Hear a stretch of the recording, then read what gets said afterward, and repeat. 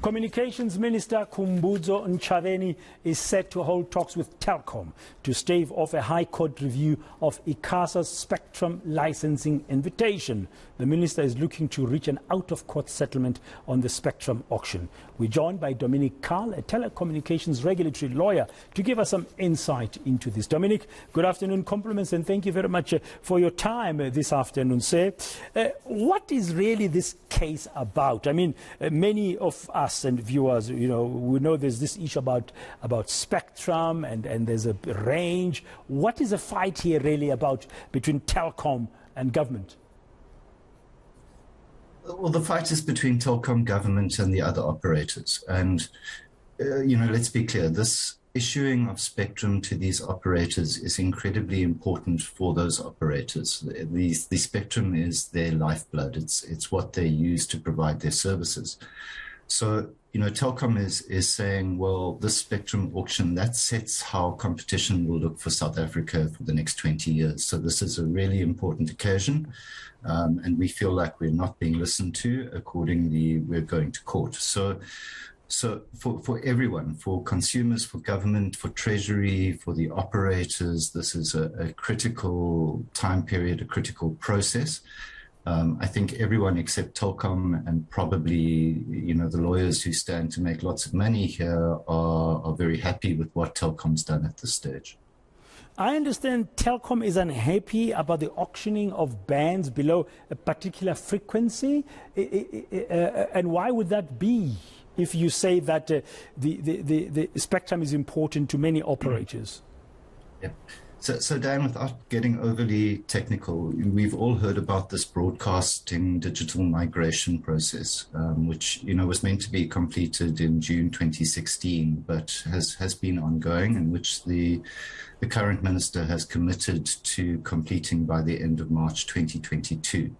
Now, that broadcasting digital migration process is essentially about moving broadcasters like eMedia, ETV, out of the spectrum they're currently using and freeing that spectrum up to give it to players like Telkom, Vodacom, MTN, Rain, etc. So Telkom's essentially saying, but hang on, that broadcasting digital migration process isn't complete yet. In fact, eMedia Holdings and the minister are fighting about that, and they're going to be in court on the 14th and the 15th of March. So they're querying how ICASA is going to go about auctioning that spectrum, that sub 1 gigahertz spectrum, which is currently part of the broadcast digital migration process, until that process is complete, until this court order or this litigation has been resolved. This is certainly not a new argument from Telkom. It's something they raised when they did exactly what they're doing now a year ago, resorted to litigation because they felt like they were being treated unfairly. I personally, I don't have a lot of sympathy for the argument. It's certainly not ICASA's fault that broadcasting digital migration hasn't been completed timeously.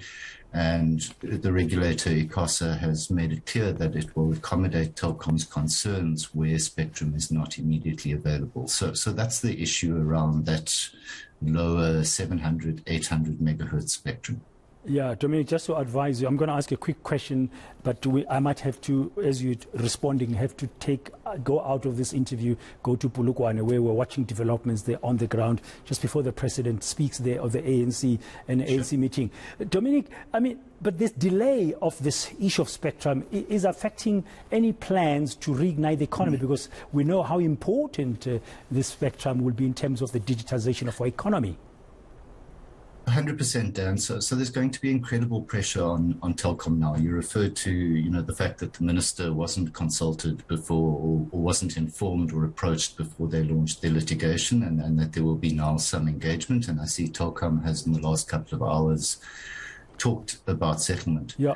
But But let's be really clear, from the President to the Minister of Finance down, they've all made it absolutely crystal clear how important this spectrum assignment process is for the country and for the people of South Africa. Dominic, I'm afraid I need to leave.